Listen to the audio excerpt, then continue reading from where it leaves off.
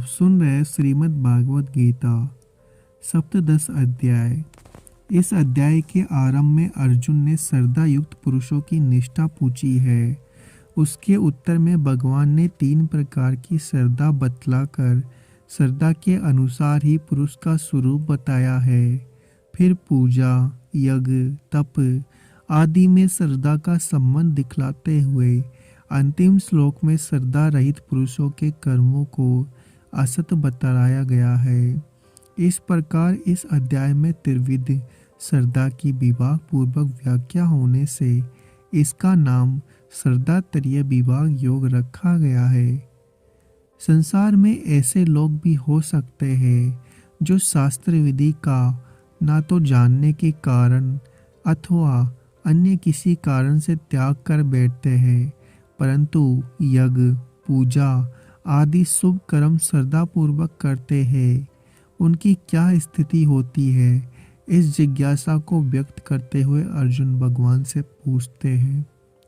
अर्जुन बोले, हे कृष्ण, जो मनुष्य शास्त्र विधि को त्याग कर श्रद्धा से युक्त हुए देवादि का पूजन करते हैं, उनकी स्थिति फिर कौन सी है?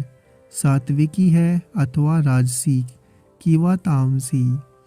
अर्जुन के प्रश्न को सुनकर अब अगले 2 श्लोकों में उसका संक्षेप में उत्तर देते हैं। श्री भगवान बोले, मनुष्यों की वह शास्त्रीय संस्कारों से रहित केवल स्वभाव से उत्पन्न श्रद्धा सात्विकी और राजसी तथा तामसी ऐसे तीनों प्रकार की ही होती है। उसको तू मुझसे सुन। हे भारत, सभी मनुष्यों की श्रद्धा उनके अंतःकरण के अनुरूप होती है। यह पुरुष श्रद्धामय है, इसलिए जो पुरुष जैसी श्रद्धा वाला है वह स्वयं भी वही है।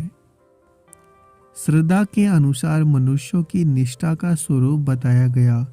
इससे यह जानने की इच्छा हो सकती है कि ऐसे मनुष्यों की पहचान कैसे हो कि कौन किस निष्ठा वाला है। इस पर भगवान कहते हैं, सात्विक पुरुष देवों को पूजते हैं, राजस पुरुष यक्ष और राक्षसों को तथा अन्य जो तामस मनुष्य है वे प्रेत और भूतगणों को पूजते हैं।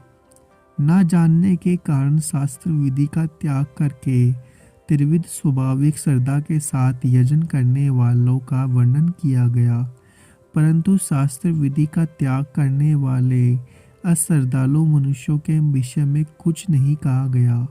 अतः यह जिज्ञासा उत्पन्न हुई कि जिनमें श्रद्धा भी नहीं है, जो शास्त्र विधि को भी नहीं मानते और घोर तप आदि कर्म करते हैं, वे किस श्रेणी में है?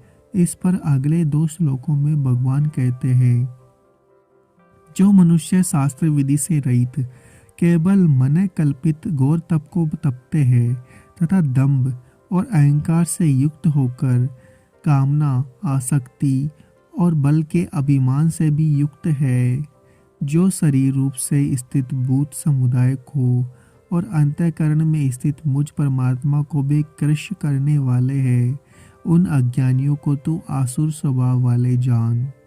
त्रिविध स्वाभाविक श्रद्धा वालों के तथा घोर तप करने वालों के लक्षण बतलाकर अब भगवान सात्विक का ग्रहण और राजस तमस का त्याग करने के उद्देश्य से सात्विक, राजस, तामस, आहार, यज्ञ, तप, दान के वेद सुनने के लिए अर्जुन को आज्ञा देते हैं।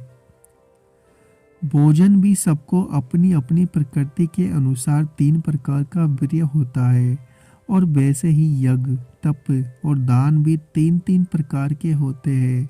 उनके इस पृथक पृथक भेद को तू मुझसे सुन। पूर्व श्लोक में भगवान ने आहार, यज्ञ, तप, दान के वेद सुनने की आज्ञा की है। उसी के अनुसार इस श्लोक में ग्रहण करने योग्य सात्विक आहार का वर्णन करते हैं।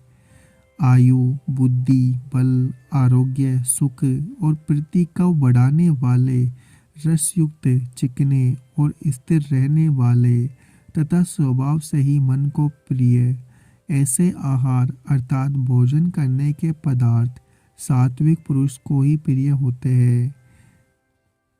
ग्रहण करने योग्य सात्विक पुरुषों के आहार का वर्णन करके अब अगले 2 श्लोकों में त्याग करने संबंध और तमस पुरुषों के आहार का वर्णन करते हैं।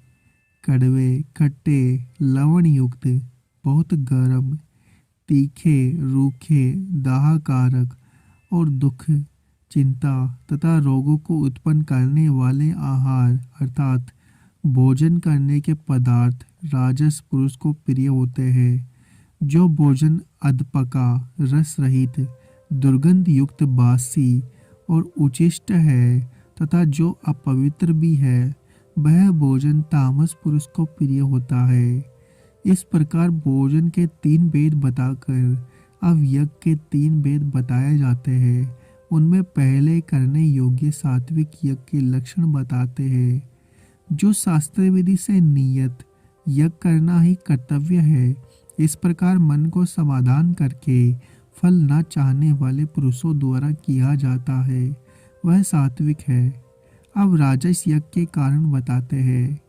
परंतु हे अर्जुन, केवल दंभाचारण के लिए अथवा फल को भी दृष्टि में रखकर जो यज्ञ किया जाता है, उस यज्ञ को तू राजस जान। अब तामस यज्ञ के लक्षण बताए जाते हैं, जो कि सर्वथा त्याज्य है। शास्त्र विधि से हीन, अन्नदान से रहित, बिना मंत्रों के, बिना दक्षिणा के और बिना श्रद्धा के किए जाने वाले यज्ञ को। अगर आपको हमारा यह प्रयास अच्छा लग रहा है तो चैनल को सब्सक्राइब करें, वीडियो को लाइक और शेयर करना ना भूलें।